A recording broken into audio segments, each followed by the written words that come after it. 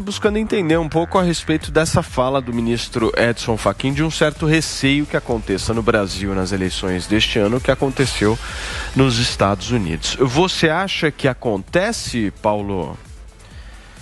Eu não sei, eu fico surpreso porque o ministro Fachin, ele é muito apavorado com o 6 de janeiro, né? Mas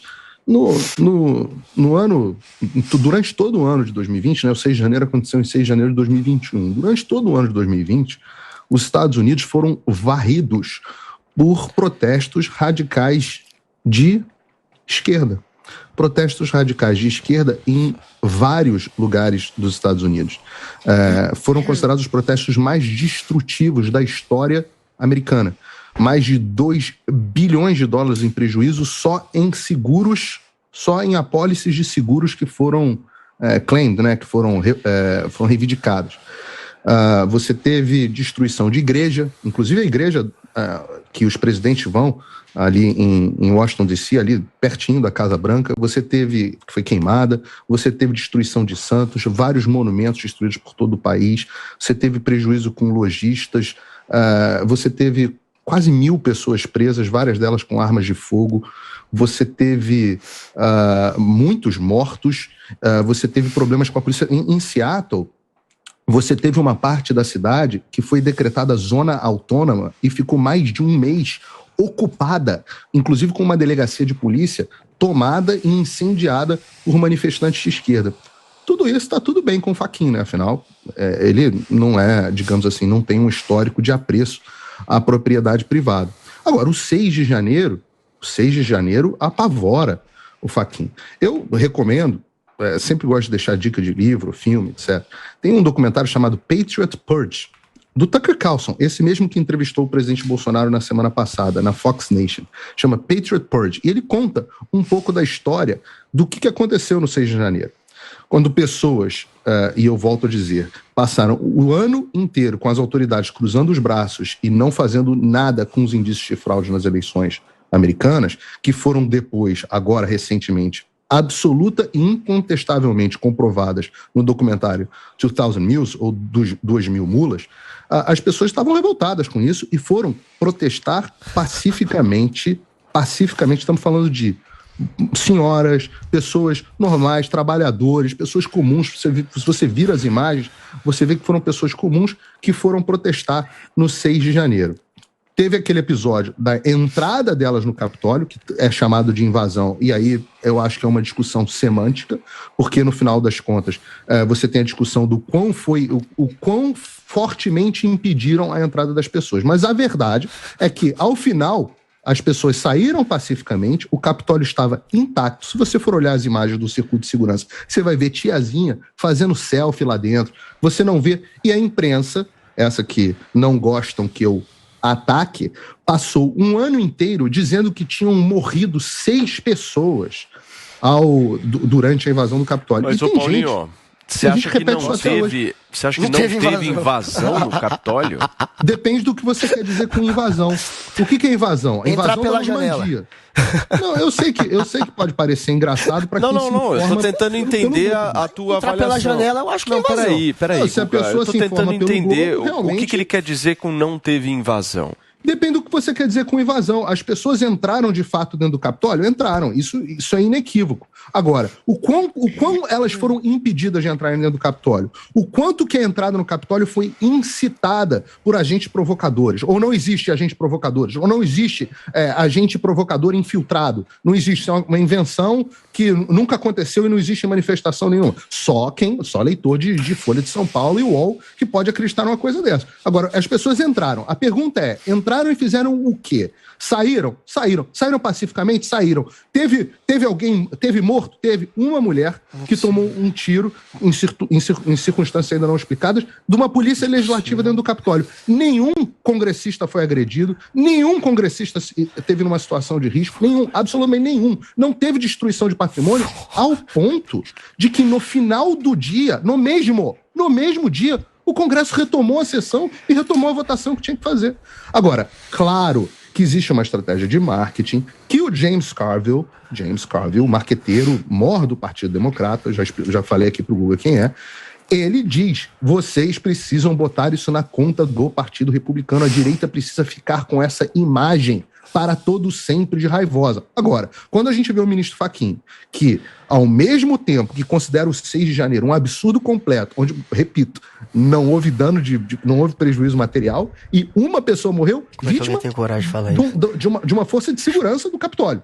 A única pessoa que morreu. Todas as outras foram mentira da imprensa. E isso, se eu dizer que a imprensa, que depois agora já até assumiu que mentiu mesmo, se eu dizer que a imprensa, que o Guga acredita, que mentiu no que ela de fato mentiu, for incitação à violência, bom, aí é maluquice, aí tudo é incitação à violência. Guga. Mas o que dá para dizer é, por que o ministro Fachin não fica escandalizado com todos os... Por que ele não está dizendo, olha, realmente, se nós tivermos esse clima de polarização, nós poderemos ter protestos duros como os Estados Unidos tiveram durante todo o ano de 2020, causaram prejuízo, morte, etc. Não. Por quê? Porque o ministro Fachin trabalha para avançar a pauta política de esquerda e repete o discurso político de esquerda. É isso, perfeito, é só Paulo. isso. Vamos lá, Guga, por favor. O Fachin está repetindo um discurso da esquerda. Não teve invasão no Capitólio, apenas uma questão semântica. Se eu dizer, na verdade, se eu disser, né, tá morando nos Estados Unidos, que houve invasão, é uma questão semântica. Amigo, dá um Google.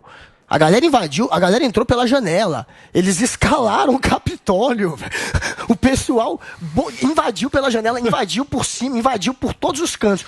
Segundo ele, é só uma questão semântica. Pelo amor de Deus, não dá pra levar a sério, gente.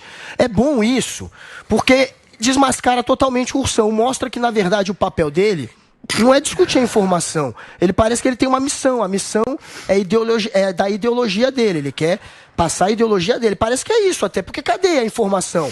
Aí, não tem, é tudo achismo. Não teve invasão, é uma questão semântica. Óbvio que foi uma invasão. Você vai falar, Paulinho? Teve uma invasão absurda. Teve morte. Dizem, ele está dizendo que só morreu um. Só, como se fosse uma coisa pequena, alguém morreu, um grupo de pessoas invadirem o Congresso americano e ter uma morte como se fosse algo pequeno. Agora, a imprensa diz que morreram 6, porque, na verdade, eu já li muitas informações de que morreram 2, não apenas 1. Fora isso, outros 4 policiais se suicidaram ao longo de 6 meses depois da invasão. Policiais que atuaram no dia da invasão. E a mídia passou a acreditar parte desses suicídios naquele dia, no fato de eles terem contido a invasão e das consequências daquilo. Então, é por isso que chegaram ao número 6. Não é que a imprensa está criando um número. Agora, dizer, não teve invasão, querer fingir que não aconteceu nada de violento, apenas uma morte, dizer que foi uma coisa corriqueira, uma questão de semântica, dá para levar a sério?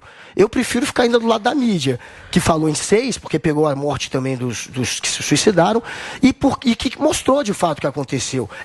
É uma invasão absurda. É claro que o Fachin tem que temer que isso aconteça no Brasil. Como eu falei, a gente tem um ambiente tóxico que está sendo criado por um discurso muito de a esquerda é o mal, é o bem contra o mal. Às vezes a esquerda faz isso também, a direita é o mal, é o bem contra o mal. Esse discurso do bem contra o mal, que é repetido exaustivamente por parte dos militantes, cria esse ambiente. A gente não pode aceitar. Muito bem. Zoe, em seguida o Paulo Figueiredo. O Paulo ele falou muito bem sobre o Capitólio, mas eu quero retornar aqui para a discussão do impacto, né, que essas falas do Fachin podem ocasionar para o Brasil no exterior, né? A preocupação, eu vejo com muita preocupação a irresponsabilidade que ministros como Fachin eles vêm cometendo.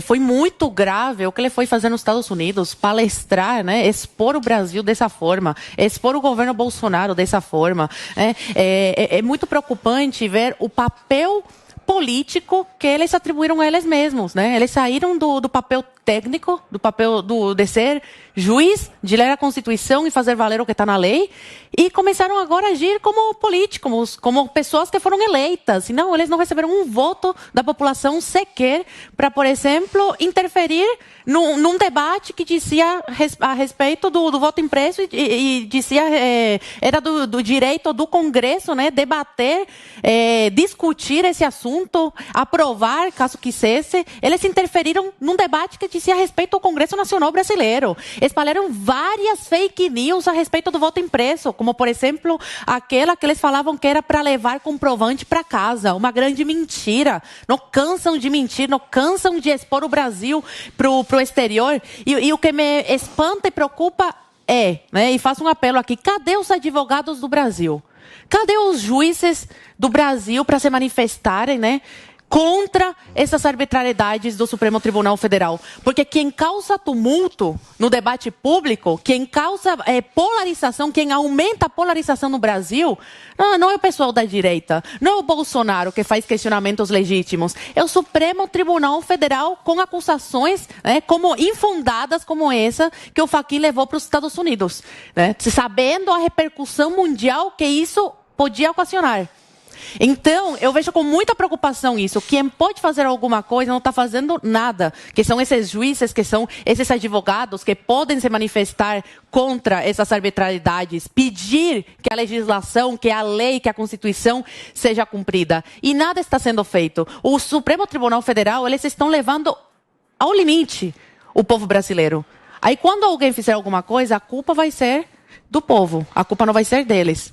Eles estão implementando esse caos. Eles querem que vire esse caos. Eles estão torcendo para que vire um caos. Eles não estão querendo paz. Eles não estão preocupados com o Brasil, com que as leis sejam cumpridas. Eles querem o caos. Eles querem o caos para ter alguma justificativa para todas essas inconstitucionalidades que eles estão fazendo. Muito bem. É o seguinte, eu vou dar mais 30 segundos para cada um de vocês para a gente fechar esse assunto e pular para o próximo. Vamos lá, Paulo, a partir de agora. O Google não rebateu nada do que eu falei, deixa eu repetir o que eu disse, fazer uma vozinha engraçada. O que, sei lá, pode parecer argumento na quarta série, mas no mundo real não é.